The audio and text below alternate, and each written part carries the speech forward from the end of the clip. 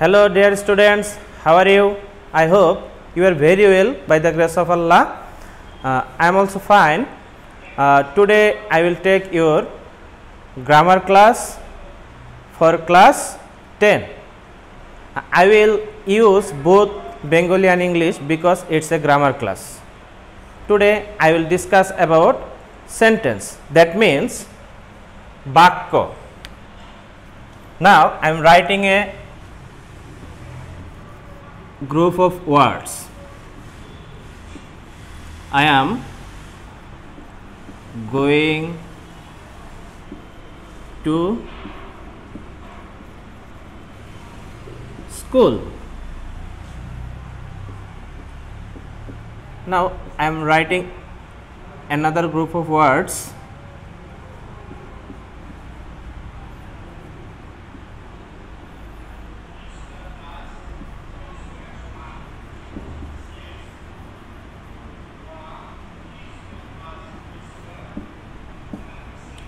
Students, তোমরা বোর্ডের দিকে লক্ষ্য করো। দেখো এখানে আমি কয়েকটি ওয়ার্ড বোর্ডের মধ্যে লিখেছি। Actually sentence means a group of words. A group of words which has a complete sense is called sentence. তার মানে হচ্ছে কয়েকটি ওয়ার্ড পাশাপাশি বসে যদি কোনো সম্পূর্ণ মনের ভাব প্রকাশ করে তবেই তাকে আমরা সেন্টেন্স বলতে পারবো। এখানে আমি দুইটা সেন্টেন্স লিখেছি। দেখো, I am going to school. Here I am going to school. There are some words, তার মানে হচ্ছে কিছু শব্দ একটার পর একটা পাশাপাশি বসে একটা অর্থ প্রকাশ করেছে। I am going to school, that means আমি স্কুলে যাচ্ছি। এখন আমরা পরের সেন্টেন্সটাকে লক্ষ্য করি। হি ইজ এ স্টুডেন্ট, সে একজন ছাত্র। এখন এখানেও দেখা যাচ্ছে কয়েকটি ওয়ার্ড পাশাপাশি বসে একটি অর্থ প্রকাশ করেছে। আমরা তখনই একটা সেন্টেন্সকে সেন্টেন্স বলতে পারবো যখন একটা কমপ্লিট সেন্স তৈরি হয়। তো এখন আমি যদি সেন্টেন্সের ডেফিনেশন হিসেবে চিন্তা করি, a group of words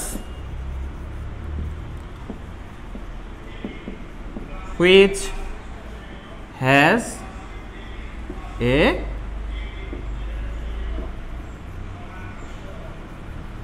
complete sense. যখন একটা সেন্টেন্সকে সেন্টেন্স হতে হয় তখন পূর্ণাঙ্গ অর্থ প্রকাশ করতে হয়। যখন পূর্ণাঙ্গ অর্থ প্রকাশ করে তখন তাকে আমরা সেন্টেন্স বলতে পারি। এখানে আমি বলেছি a group of words which has a complete sense, তার মানে হচ্ছে এক গুচ্ছ শব্দ যার একটা পূর্ণাঙ্গ অর্থ আছে। তার মানে আমি একটু আগেই বলেছি যে কয়েকটি ওয়ার্ড পাশাপাশি বসে যদি সম্পূর্ণ মনের ভাব প্রকাশ করে তবেই তাকে আমরা সেন্টেন্স বলতে পারি। এখন সেন্টেন্সের মধ্যে দুইটি অংশ আছে। সেন্টেন্সের মধ্যে দুইটি অংশ আছে। এখন আমি সেন্টেন্সের অংশ বলবো। Parts of a sentence. Parts of a sentence. There are two parts in a sentence. One is subject, another one is predicate. তার মানে হচ্ছে সেন্টেন্সে দুইটি অংশ থাকে। একটা হচ্ছে সাবজেক্ট আর একটা হচ্ছে predicate.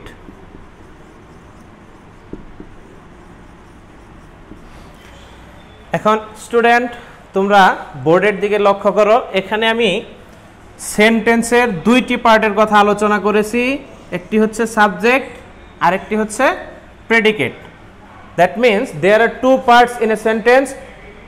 One is subject, another one is predicate.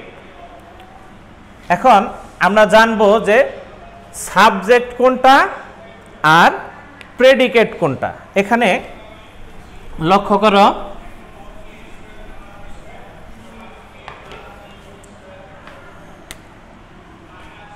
এখানে আমরা দুইটা সেন্টেন্স দেখতে পাচ্ছি। একটা হচ্ছে I am going to school, another one is he is a student. একটা হচ্ছে আমি স্কুলে যাচ্ছি, সে একজন ছাত্র।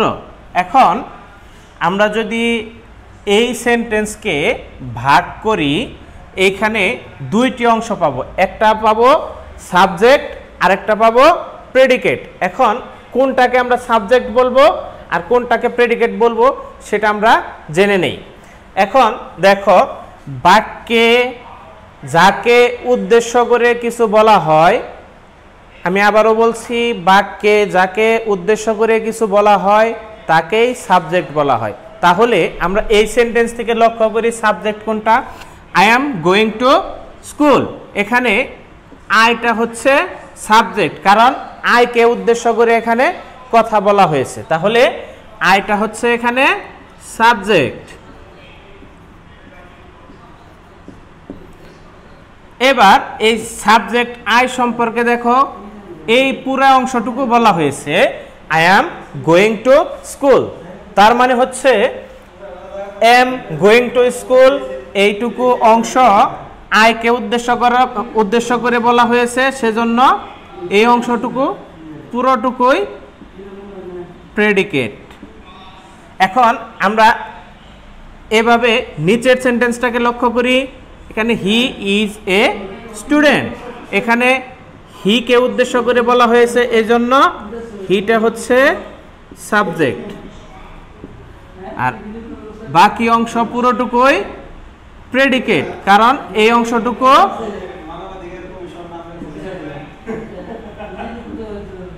এই সাবজেক্ট হি কে উদ্দেশ্য করেই বলা হয়েছে। এবার আমরা জানলাম সাবজেক্টের সেন্টেন্সের কয়টি অংশ সেটা আমরা জানতে পারলাম। There are two parts in a sentence, one is subject, another one is predicate. Now I would like to say the qualities of sentence. If we think about our Bengali grammar, we get three qualities of sentence. আমরা বাংলা ব্যাকরণের কথা যদি চিন্তা করি, তাহলে সেন্টেন্সে আমরা তিনটি গুণ পাই। এক নম্বর হচ্ছে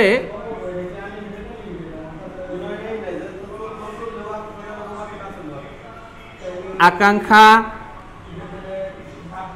দুই নম্বর হচ্ছে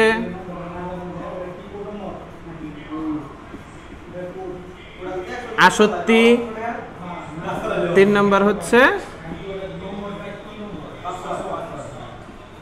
যোগ্যতা।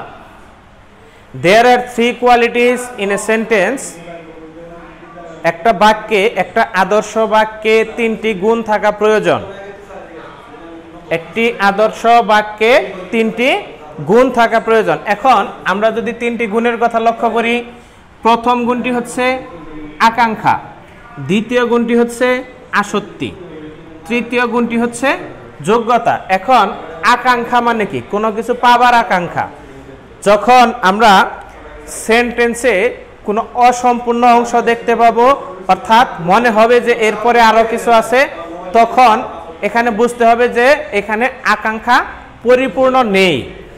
তো এখন আমি যদি বাংলা বাক্যে বলি, আমি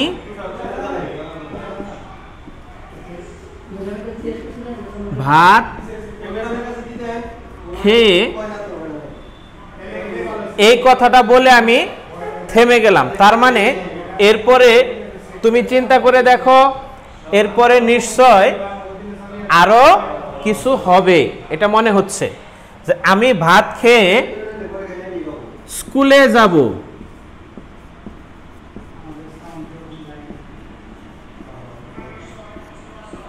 এখন এই অংশটুকু যখন আমরা এতটুকু লিখেছিলাম তখন দেখা যায় যে আমি ভাত খেয়ে এই কথাটা পরিপূর্ণ অর্থ প্রকাশ করে না, মনে হচ্ছে যে এরপরে আরো কিছু আছে। দ্যাট মিন্স আকাঙ্ক্ষা, এখানে আকাঙ্ক্ষা রয়েছে। যখন আমরা স্কুলে যাব এই কথাটা লিখলাম তখন এটার আকাঙ্ক্ষা পরিপূর্ণ হয়েছে, অর্থাৎ যদি কোনো সেন্টেন্সে কোনো অর্থের অপূর্ণতা থেকে যায় তখন আমরা একটা সেন্টেন্সকে সেন্টেন্স বলতে পারবো না। তারপর আমরা যদি আসক্তির কথা বলি, আসক্তি হচ্ছে সাপোজ রাইস ইট আই। এখানে লক্ষ্য করো আমি লিখেছি রাইস ইট আই। এখন আমরা নর্মালি যেভাবে চিন্তা করি যে যেখানে সাবজেক্ট হওয়ার কথা, যেখানে ভার্ব হওয়ার কথা, যেখানে এক্সটেনশন অর অবজেক্ট হওয়ার কথা, সেখানে যদি ঠিক মতো এভাবে সাজানো না থাকে তাহলে মনে হবে যে এখানে আসক্তির সমস্যা রয়েছে। তাহলে এই সেন্টেন্সটা হওয়ার কথা ছিল আই ইট রাইস। যখন আমরা এই অংশটা বলবো তখন এটা হবে সঠিক। তার মানে হচ্ছে যে আই ইট রাইস মানে আমি ভাত খাই। তার মানে এখন এটা যেখানে সাবজেক্ট হওয়ার কথা সেখানে সাবজেক্ট হয়েছে, যেখানে ভার্ব হওয়ার কথা সেখানে ভার্ব হয়েছে, যেখানে অবজেক্ট হওয়ার কথা সেখানে অবজেক্ট হয়েছে। এখন আমরা এই সেন্টেন্সটাকে বলতে পারবো যে এটা একটা পূর্ণাঙ্গ বাক্য। তারপরে আমরা যদি যোগ্যতার কথা চিন্তা করি, দেখো যোগ্যতার কথা যদি চিন্তা করি,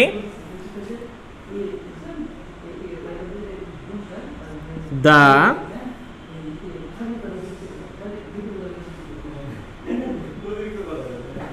cow flies in the sky। এখানে লক্ষ্য করো আমি লিখেছি the cow flies in the sky। এখন গরু আকাশে উড়ে। তুমি একটাবার চিন্তা করো যে গরুর কি আসলে আকাশে ওড়ার যোগ্যতা আছে?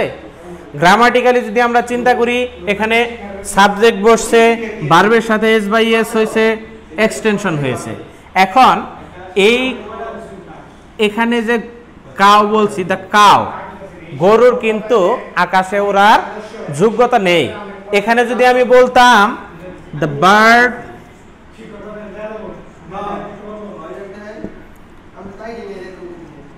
flies in the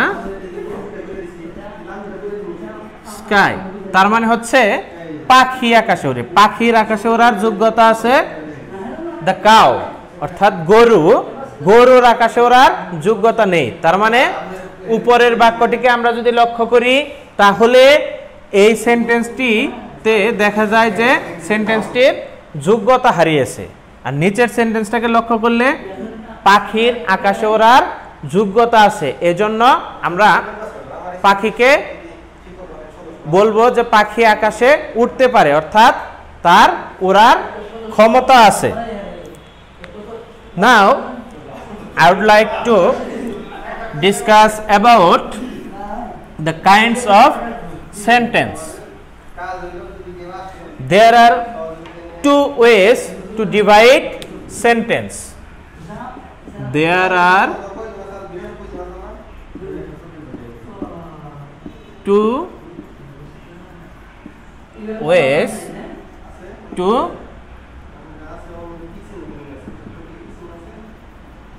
divide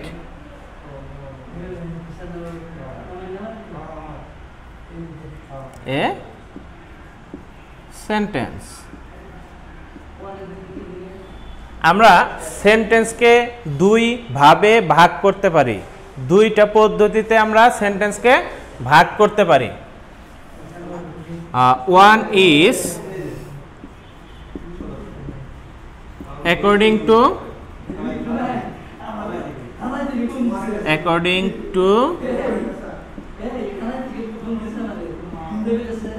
meaning another one is according to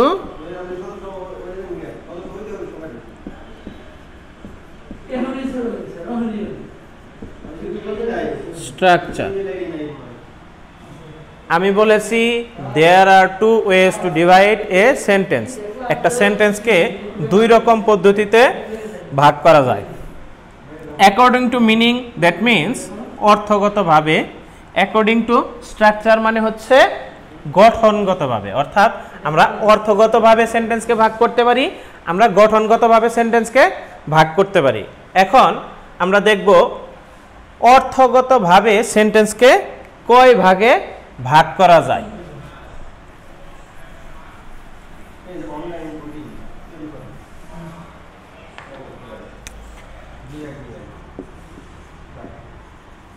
according to meaning,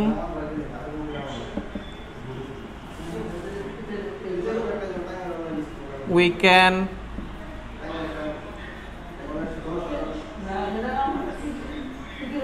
divide sentence in 5 kinds. 5 kinds. অর্থগতভাবে আমরা সেন্টেন্সকে 5 ভাগে ভাগ করতে পারি। দেখো কি কি 5 ভাগ। প্রথমত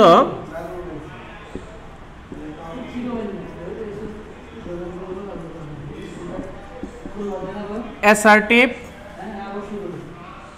sentence,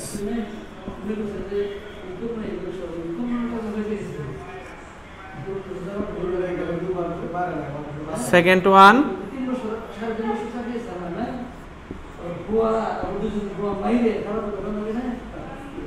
interrogative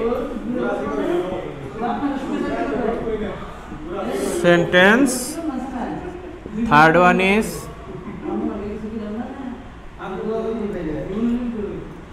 imperative sentence,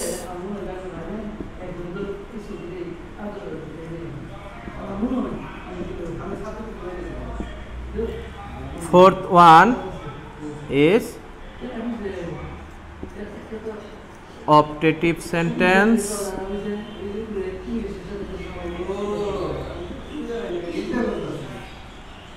last one exclamatory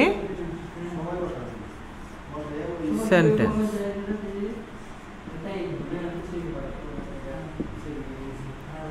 আমরা অর্থগতভাবে সেন্টেন্সকে কয় ভাগে ভাগ করলাম? 5 ভাগে। অর্থগতভাবে সেন্টেন্সকে 5 ভাগে ভাগ করেছি। এখানে প্রথম অংশ হচ্ছে অ্যাসার্টিভ সেন্টেন্স। অ্যাসার্টিভ সেন্টেন্স মানে হচ্ছে বর্ণনামূলক বাক্য। 2 নম্বরে ইন্টারোগেটিভ সেন্টেন্স। ইন্টারোগেটিভ সেন্টেন্স মানে প্রশ্নবোধক বাক্য। 3 নম্বর হচ্ছে ইম্পারেটিভ সেন্টেন্স, আদেশ বা উপদেশমূলক বাক্য। Optative sentence. অপটেটিভ সেন্টেন্স মানে হচ্ছে ইচ্ছা বা প্রার্থনাসূচক বাক্য। এখানে শেষের ভাগটা হচ্ছে এক্সক্লেমেটরি সেন্টেন্স, তার মানে হচ্ছে বিস্ময়সূচক বা আবেগসূচক বাক্য।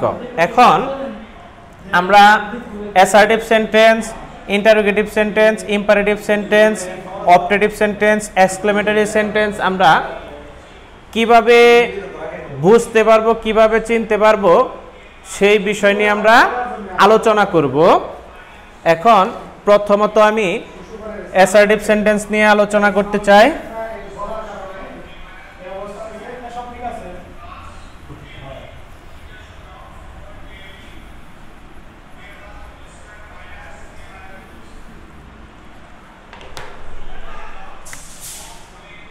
First one is assertive sentence.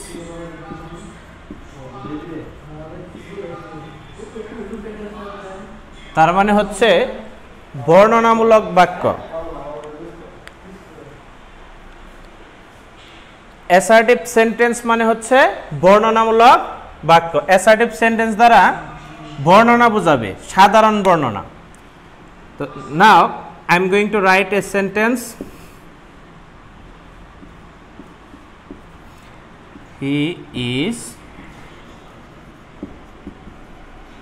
Eating rice. এখানে লক্ষ্য করো আমি লিখেছি হি ইজ ইটিং রাইস। এখন সে ভাত খাচ্ছে, তার সম্পর্কে এটা একটা সাধারণ বর্ণনা। অর্থাৎ যখন আমরা অ্যাসার্টিভ সেন্টেন্স বুঝবো তার মানে হচ্ছে যে সেন্টেন্স দ্বারা কোনো বর্ণনা বা বিবৃতি প্রকাশ পায়। তো এখানে যেহেতু হি ইজ ইটিং রাইস, তার একটা কাজ সম্পর্কে বর্ণনা করা হয়েছে, তার মানে হচ্ছে এটা অ্যাসার্টিভ সেন্টেন্স। অ্যাসার্টিভ সেন্টেন্স মানে হচ্ছে যে সেন্টেন্স দ্বারা কোনো বর্ণনা বা বিবৃতি প্রকাশ পায়। এখন আমরা সাধারণ বর্ণনাগুলো দেখলেই বুঝতে পারবো যে এটা অ্যাসার্টিভ সেন্টেন্স। এখন আমি তোমাদের ইন্টারোগেটিভ সেন্টেন্স সম্পর্কে বলবো, কিভাবে আমরা ইন্টারোগেটিভ সেন্টেন্স চিনতে পারবো।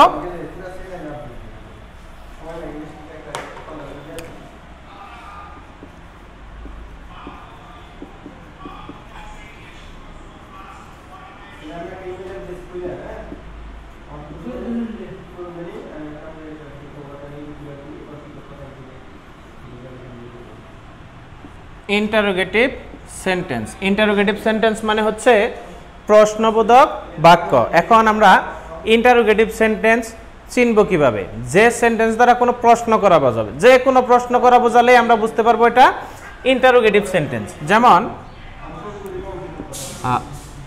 Do you go to school. এখানে আমি বলেছি যে do you go to school, তুমি কি স্কুলে যাও? তার মানে হচ্ছে এখানে কোনো প্রশ্ন করা বুঝিয়েছে। আমরা আরেকটা ভাবে ইন্টারোগেটিভ সেন্টেন্স চিনতে পারবো। দেখো লাস্টে একটা প্রশ্নবোধক চিহ্ন রয়েছে, আমরা এই প্রশ্নবোধক চিহ্ন দেখলেই বুঝতে পারবো এই সেন্টেন্সটি ইন্টারোগেটিভ সেন্টেন্স। ইন্টারোগেটিভ সেন্টেন্স মানে এই সেন্টেন্স দ্বারা কোনো প্রশ্ন করা বোঝাবে। তো যে সেন্টেন্স দ্বারা কোনো প্রশ্ন করা বোঝায় তাকে আমরা ইন্টারোগেটিভ সেন্টেন্স বলবো। এখন আমরা আমরা ইম্পারেটিভ সেন্টেন্স চিনব।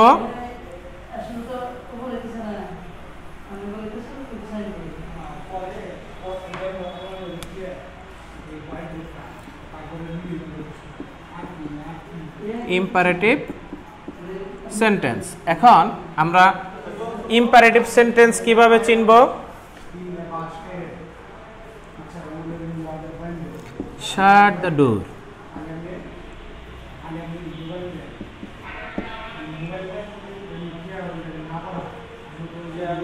Do the some.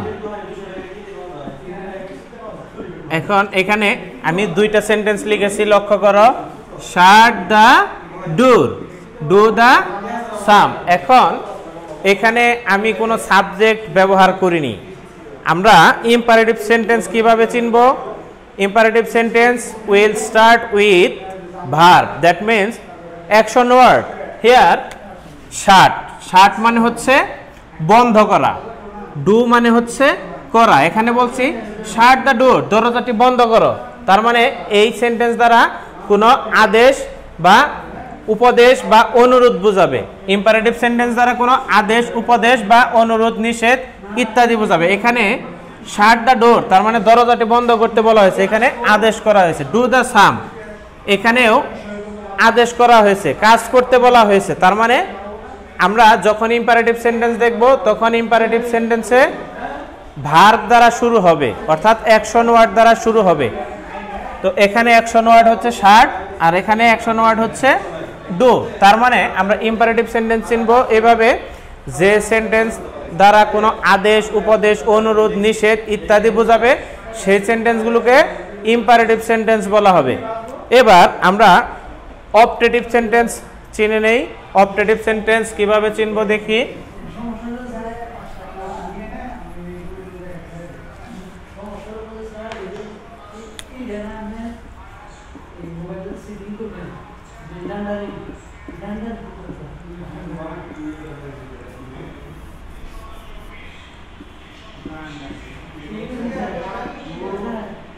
Optative sentence.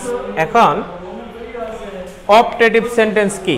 আমি এখন একাধিক সেন্টেন্স লিখছি। May Allah help you, may you be happy. এখন দুইটা সেন্টেন্সে লক্ষ্য করো, মে আল্লাহ হেল্প ইউ, এখানে আল্লাহ তোমার সহায় হোক, এটা একটা প্রার্থনা বুঝিয়েছে।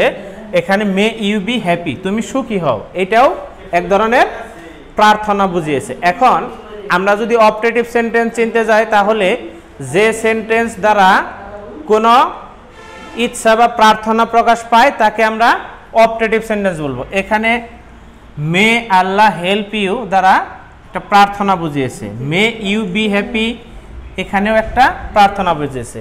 আল্লাহ তোমার সহায় হোক, আর এখানে হচ্ছে তুমি সুখী হও, এটাও এক ধরনের প্রার্থনা। তাহলে আমরা অপটেটিভ সেন্টেন্স তখনই চিনব যখন কোনো সেন্টেন্স দ্বারা কোনো ইচ্ছা বা প্রার্থনা প্রকাশ পাবে, তখনই আমরা সেই সেন্টেন্সটাকে অপটেটিভ সেন্টেন্স বলবো। এবার আমরা অর্থগত ভাবে যে 5 ভাগে সেন্টেন্সকে ভাগ করেছি তার লাস্ট ভাগ সম্পর্কে আলোচনা করব, এবং আমরা সেই এক্সক্লেমেটরি সেন্টেন্স কিভাবে চিনব সেটাও আমরা দেখব। এক্সক্লেমেটরি সেন্টেন্স, এক্সক্লেমেটরি সেন্টেন্স মানে হচ্ছে বিস্ময়সূচক বাক্য বা আবেগসূচক বাক্য। এখন আমি এখানে লক্ষ্য করো, তোমাদেরকে বোঝাচ্ছি। What a beautiful bird it is, কি চমৎকার একটা পাখি। এখন আমরা এক্সক্লেমেটরি সেন্টেন্স যদি চিন্তা করি, এক্সক্লেমেটরি সেন্টেন্স দ্বারা মনের আবেগ, দুঃখ, কষ্ট, আনন্দ, বেদনা ইত্যাদি প্রকাশ পায়। এখন এইখানে লক্ষ্য করো, একটা সেন্টেন্স লেখা হয়েছে, লাস্টে একটা আশ্চর্যবোধক চিহ্ন দেওয়া হয়েছে। এই চিহ্ন দেখে আমরা বুঝতে পারবো যে এটা এক্সক্লেমেটরি সেন্টেন্স। এখন what a beautiful bird it is, তার মানে হচ্ছে কি চমৎকার একটা পাখি, কি সুন্দর একটা পাখি। এখানে মনের আবেগ প্রকাশ পেয়েছে, সেই জন্য আমরা এই সেন্টেন্সটাকে এক্সক্লেমেটরি সেন্টেন্স বলবো। তার মানে আমরা এক্সক্লেমেটরি সেন্টেন্স কিভাবে চিনব? যে সেন্টেন্স দ্বারা মনের আবেগ, দুঃখ, কষ্ট, আনন্দ, বেদনা ইত্যাদি প্রকাশ পায় তাকে আমরা এক্সক্লেমেটরি সেন্টেন্স বলবো। আজকের মতো আমি তোমাদের ক্লাস এখানে শেষ করছি। আগামী ক্লাসে তোমাদেরকে আমি অ্যাকর্ডিং টু স্ট্রাকচার, অর্থাৎ গঠনগতভাবে সেন্টেন্সকে কয় ভাগে ভাগ করা হয়েছে, কি কি সেইগুলো সম্পর্কে আমরা জানব, এবং আমরা সেই সেন্টেন্সগুলো কিভাবে চিনব সেইগুলো আলোচনা করব। আজকের মতো ক্লাস এখানে শেষ। Good bye, be safe in your home and stay safe. Bye.